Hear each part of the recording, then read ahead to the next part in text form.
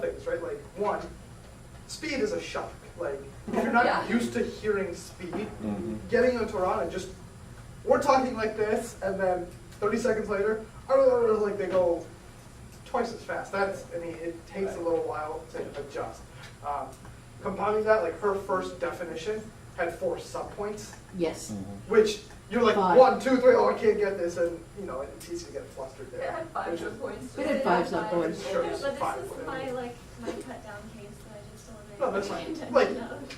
and again, like I would say that this is probably like this is like varsity speed, but it's not super quick. It was really, I mean, from the perspective No, it of wasn't judging too bad. varsity a lot, this was very comfortable for me. Yeah, exactly. But that's what I do. Yeah. Exactly. Like, I mean, And we're- it didn't hit the speed where I go, really? No, it didn't hit it, but I agree. I think that the beginning of it was really fast, and then you got into, the you rhythm. slowed down a little bit. Your observations so- your definitions were faster, you're right. And I wasn't quite ready yet, because it takes, I haven't done this since last season, right? So I was like, Right. oh, I know we have to get back into the flow of it too, but I missed a lot of stuff at the first. Yeah. That I thought was your more important stuff, probably. One of the ways that I find you can combat that a lot, I use the analogy sometimes of Shakespeare, of if you go see a Shakespeare play, it takes your Yes. ear Yeah. like a scene and a half Yeah. or so to just get used to the language. Yeah. Then you're into the play and then you're into it. But those first few scenes, you're like, what? And as a result, Shakespeare structures his plays so he basically doesn't put any of the big dramatic meat in those first couple of scenes. In the same way, I think that it's very useful sometimes, if you're going to jam things in and go a little faster, to structure your case so that maybe you start with a big quote, or maybe you start with something that gets people used to the speed, but if they miss it, like you were talking about, Mark, there's no serious damage done. If they miss it during that period while their ears are getting used to the speed, the value and the criteria and all those cool things are coming up. So maybe there's a case structure issue there as well that we can work with. Sure. And the other thing is a judging tip. Like for definitions, I write down the word and nothing else. Yeah. Because Yeah. 99% of the time, it's not going to come down to that. Unless it's like a crazy one. Yeah, unless it's like, Yeah. if I hear a definition that's weird, yeah, I'll write it down. But Right. 99% of the time, it's not going to come down to the definition. So as long as I have what words they're defining, and if they missed one, like if they missed foreign policy, for example, that's something to note.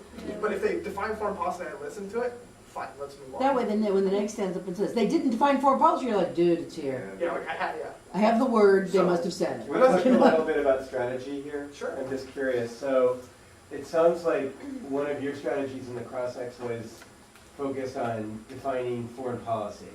And that, were you trying to undermine, what was your thinking behind that? Was it trying to undermine her definition of foreign policy? It's more trying to say that her case doesn't actually fit her definition, because she's talking about how nations treat other nations, but a terrorist group unto itself isn't a nation. And when we're fighting terrorist groups, it really doesn't matter where they are. Like, there's nothing really about nations when we're dealing with terrorists. It's kind of like a metaphorical war, like the war on drugs. Like, it's a war, but it's not really a foreign So policy you're war. contending that it doesn't fall under the large umbrella of foreign policy? Yes. And so we need to, like, look In to her their case, standards and as she rules. defines her case. Yeah, as she sets up her case. Right, if she Terrorist defined killer. foreign policy differently, it might. But under that definition, it doesn't fall under. Because now I have to prove that the actors of the nations are the terrorist groups, which is now my burden, because my definition doesn't exactly say, like explicitly say these are the certain people that we're dealing with. It does say nations dealing with other nations. So I have the burden of proof there to show. Were you trying to argue that the terrorists are nations per se, like they're a member of a nation? Right, I mean, we can't. That's what I I'm thought. just saying, like, a Yeah. nation versus a nation, has that ever happened? Everyone in a nation versus, like, it's just the actors of the nation for this. Oh yeah, for sure. Ignore the cat doodle. Right, in a traditional war, we don't attack civilians, so, and in this case, they take the place of the soldier in a traditional It's a war. lot more Right. in-depth The than actor is usual, the so actor, that whether would it's a be soldier fine. or a Well, terrorist. her term definitions was more broad Right. than a geographical location. Right. It was these people. It sounded like you were using policy in a sense, like if this person dies, what's the plan of how do they take the place and those kind Yeah. of things. What was your Okay, well, because she was talking about how it kind of like throws them into chaos to have their leader killed, and like my thinking is more. I might have the card in this case. I might have cut it out, but it's like terrorists know that people don't like them and they know that they're a target, so they can kind of anticipate that things like that are going to happen. Like, we anticipate that, like, oh, the president could be assassinated tomorrow, so we have people set up to take his place. So it's like, why wouldn't terrorist groups have that same thing if they know there's a target on their backs? Mhm. So it wouldn't really throw them into much chaos because they'd just be like, okay, well, you're done, let's get guy number 2 up here. Like, So is that, so just talking about LD versus, cross-X, is that merging the two ideas, is that really important to be able to show that to prove your point, like how the actual functioning of something? Because to me, that's going away from issues of morality and values to, But what was the value? The value was national security. I see. So I said in my framework, basically we do need to take the consequentialist approach, and if I say that, then she's open to say anything about, well, here's the effect of it. Because anything in the effect is looking consequentialist, like, I'm allowing both of us to say, here's hypothetically what could happen, and here's the effect of it, and we need to evaluate that. I mean, I see what you're saying with like, it's getting away from morality, but yeah, if we had valued morality, it would kind of be like, oh, who really cares about that? But since it's security, like, we the have to. value here is national security. So if that's the value, then It's a value. does that limit your ability to make arguments such as the inherent value of every life and the slippery slope of state-sponsored killing? I mean, does that undermine that That would be a argument? negative argument, right? The way? That would be a negative argument. Right. So if I wanted to So, do no. that, I'd come up with a value and I'd say, like, I value human life and, like, I don't know, like, valuing that or whatever. I don't know, that's what I'm arguing. But, so I just have to set it up that I could do that, and then I'd have to win and say, this is what's more important than national And so security. you set that up by saying that that was your value. That would be my value, and I'd It's have to actually be her interesting value. because that's basically my negative case is the Yeah, I slippery was slope gonna do that. argument. And then my value is valuing human worth. And so it is a lot of morality. And then Thank you. what's interesting is she brought up an observation that said, let's look at only, what was your observation exactly? I thought it was your observation.